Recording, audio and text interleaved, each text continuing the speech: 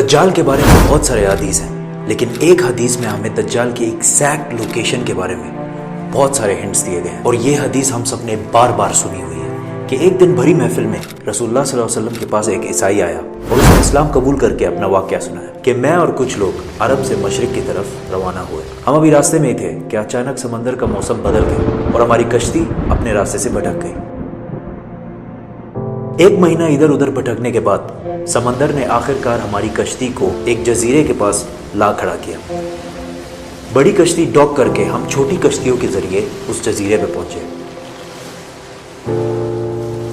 اور وہاں ہماری ملاقات ایک عجیب قسم کے مخلوق سے ہوئی جو بالکل کالا اور جسم پر بہت زیادہ بال تھے اس کے، اور اس نے اپنا نام جساسا بتایا۔ ہم نے اس سے پوچھا تم کیا چیز ہو، کیا مخلوق ہو؟ اس نے بولا مجھے چھوڑو، وہ ادھر ایک مندر ہے، ادھر جاؤ، وہاں ایک شخص تمہارا بہت شدت سے انتظار کر رہا ہے۔ اندر ہم نے ایک شخص کو زنجیر میں بندھا ہوا دیکھا اور اس نے ہم سے 3 سوال پوچھے کہ مجھے بیسان کے درختوں کے بارے میں بتاؤ، کیا اس میں کوئی فروٹ پھل وغیرہ ہیں؟ ہم نے کہا بالکل، وہاں بہت فروٹس پھل وغیرہ ہیں۔ اس نے کہا بہت جلد وہاں کچھ بھی نہیں ہوگا۔ پھر اس نے پوچھا مجھے لیک آف تبریہ کے بارے میں بتاؤ، کیا اس میں پانی ہے یا نہیں ہے؟ ہم نے کہا وہاں بہت پانی پڑا ہوا ہے۔ اس نے کہا بہت جلد یہ بھی خشک ہو جائے گا۔ اور پھر اس نے کہا مجھے اس امی پیغمبر کے بارے میں بتاؤ، کیا کیا ہے اس نے ابھی تک؟ ہم نے بتایا کہ وہ مکہ سے نکل کر مدینہ میں آباد ہو چکا ہے۔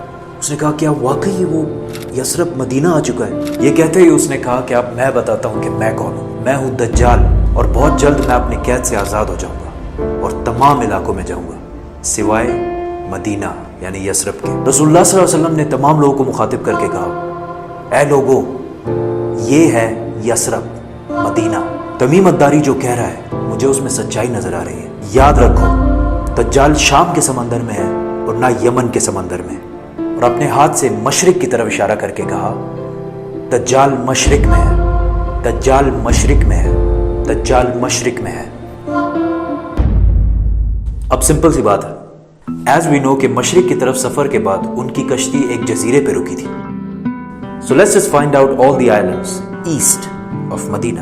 مدینہ کے ایسٹ میں there's the famous Arabian Sea، اور اس میں مینلی 4 جزیرے پائے جاتے ہیں: Lakshadweep island in India, Socotra island in Yemen, Masirah island in Oman, and Astola in Pakistan. حدیث میں کلیئرلی فرمایا گیا ہے کہ دجال یمن کے سمندر میں نہیں ہوگا، تو یہ 2 آئلینڈز تو نکل گئے۔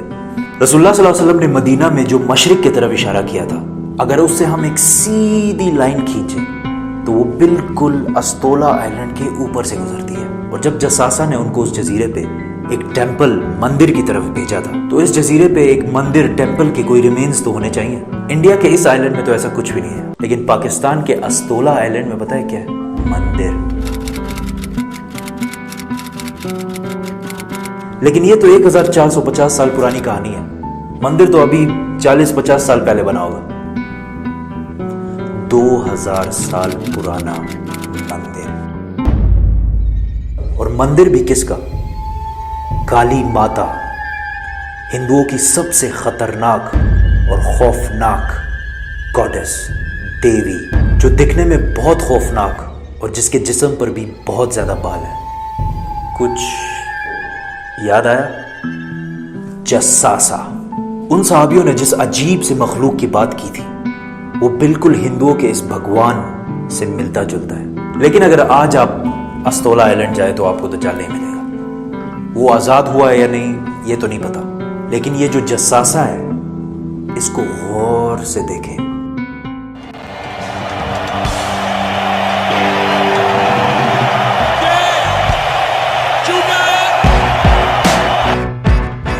نائنٹین 1970 کے امریکن میوزک انڈسٹری کے سب سے بڑے بینڈز میں سے ایک بینڈ رولنگ سٹونز ہے۔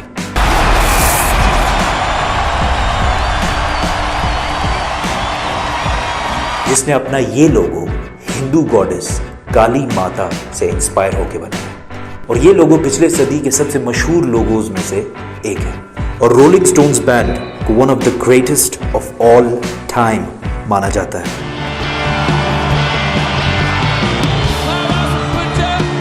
ون وے اور دی ادر، دجال کے جزیرے والے جساسا کا پوری دنیا کے میوزک انڈسٹری اور فلم انڈسٹری کو شیپ کرنے میں بہت بڑا ہاتھ ہے۔